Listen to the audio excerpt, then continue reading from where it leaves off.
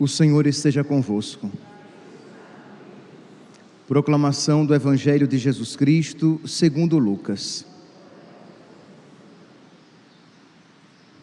Naquele tempo, Jesus acrescentou uma parábola, porque estava perto de Jerusalém e eles pensavam que o reino de Deus ia chegar logo. Então Jesus disse: um homem nobre partiu para um país distante, a fim de ser coroado rei e depois voltar. Chamou então 10 dos seus empregados, entregou 100 moedas de prata a cada um e disse: procurai negociar até que eu volte. Seus concidadãos, porém, o odiavam e enviaram uma embaixada atrás dele, dizendo: nós não queremos que esse homem reine sobre nós. Mas o homem foi coroado rei e voltou. Mandou chamar os empregados, aos quais havia dado o dinheiro, a fim de saber quanto cada um havia lucrado. O primeiro chegou e disse: Senhor, as 100 moedas renderam 10 vezes mais. O Senhor disse: muito bem, servo bom. Como foste fiel em coisas pequenas, recebe o governo de 10 cidades. O segundo chegou e disse: Senhor, as 100 moedas renderam 5 vezes mais. O homem disse também a este: recebe tu também o governo de 5 cidades. Chegou o outro empregado e disse: Senhor, aqui estão as tuas 100 moedas que guardei no lenço, pois eu tinha medo de ti, porque és um homem severo. Recebes o que não deste e colhes o que não semeaste. O homem disse: servo mau, eu te julgo pela tua própria boca. Tu sabias que eu sou um homem severo, que recebo o que não dei e colho o que não semeei. Então por que tu não depositaste meu dinheiro no banco? Ao chegar, eu o retiraria com juros. Depois disse aos que estavam aí presentes: tirai dele as 100 moedas e dai-as àquele que tem 1000. Os presentes disseram: Senhor, esse já tem 1000 moedas. Ele respondeu: eu vos digo, a todo aquele que já possui será dado ainda mais, mas aquele que nada tem, será tirado até mesmo o que tem. E quanto a esses inimigos, que não queriam que eu reinasse sobre eles, trazei-os aqui e matai-os na minha frente. Jesus caminhava à frente dos discípulos, subindo para Jerusalém. Palavra da salvação.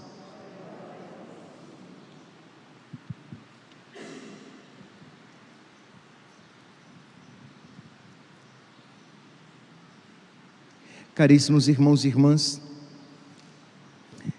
este evangelho de hoje, às vezes, ele gera em algumas pessoas alguma dificuldade de compreensão, principalmente nesse finalzinho aqui, em que o Senhor diz que a quem tem será dado ainda mais, mas aquele que nada tem, será tirado até mesmo o que ele tem. Então vamos refletir um pouquinho a respeito dessa parábola e compreender o ensinamento, o profundo ensinamento aqui contido. Pois bem, é inegável, meus santos, que nós devemos fazer aqui uma aplicação espiritual, isto é, este Senhor que confia aos seus empregados, que confia a eles 100 moedas, aqui está representando o quê? Os dons que Deus confia a cada um de nós.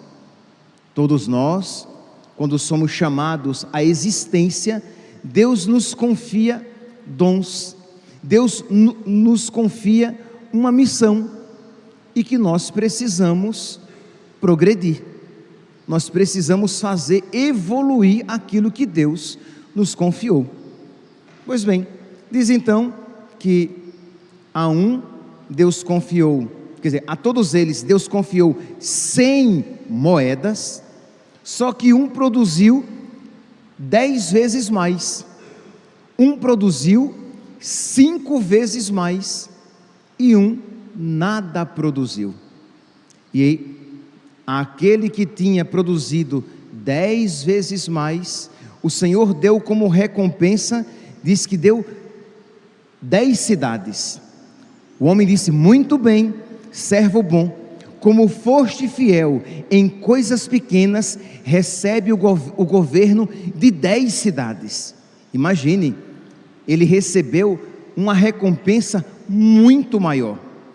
Ele tinha recebido 100 moedas de prata, ele fez render 10 vezes mais, e o Senhor então generosamente concedeu a ele 10 cidades. Aqui, meus irmãos, quer nos ensinar o quê?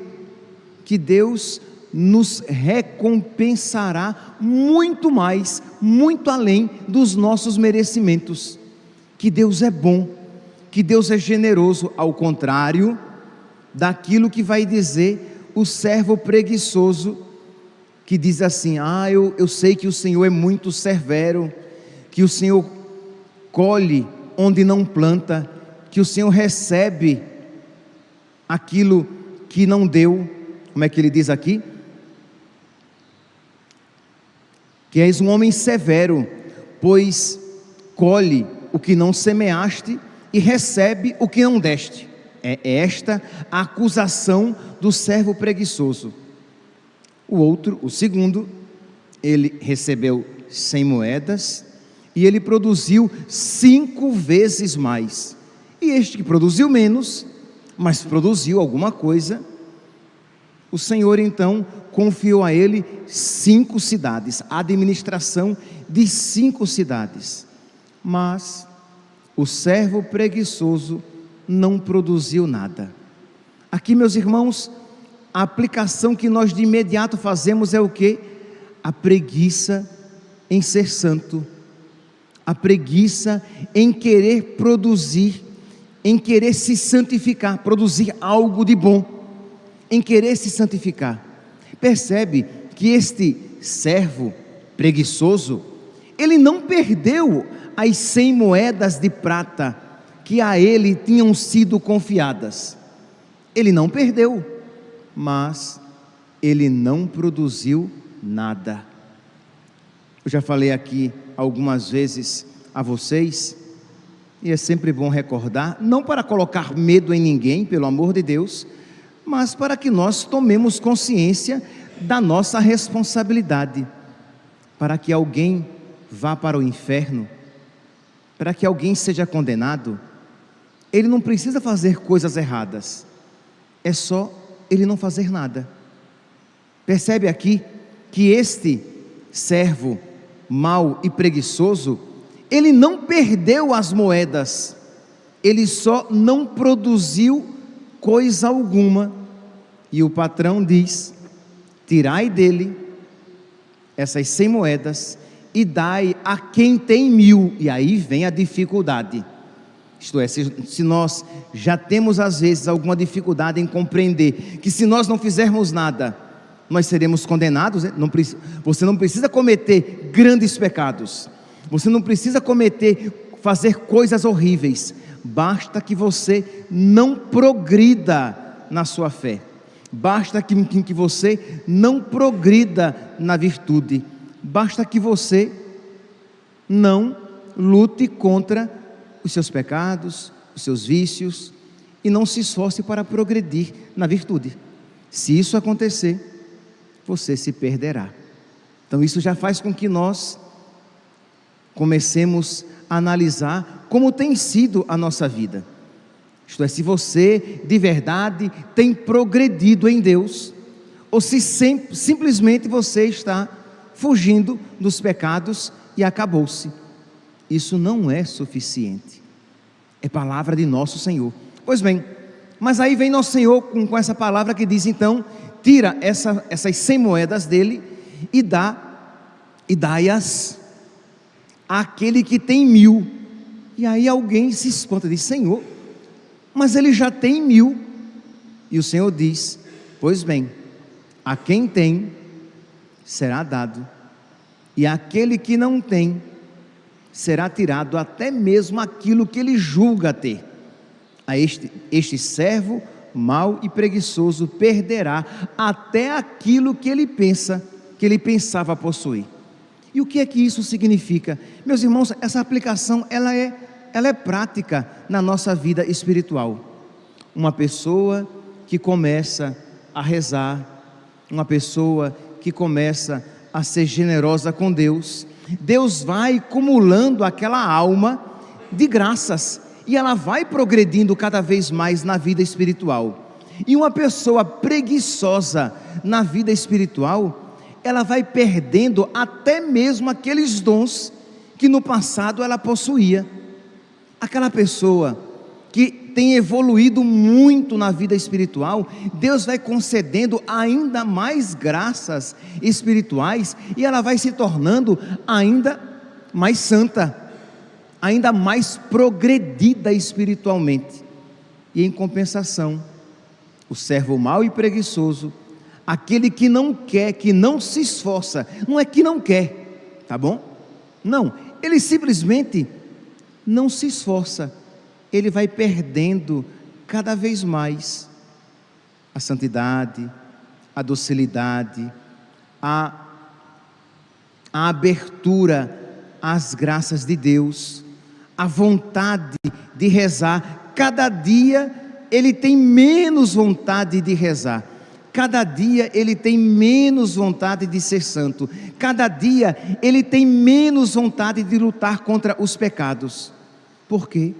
Porque ele tem sido preguiçoso. Então é exatamente essa aqui a aplicação. É porque nós pensamos já numa linguagem financeira, isto é, uma pessoa muito rica e a pessoa muito pobre, e aí eu tiro o dinheiro da pessoa pobre e dou à pessoa rica.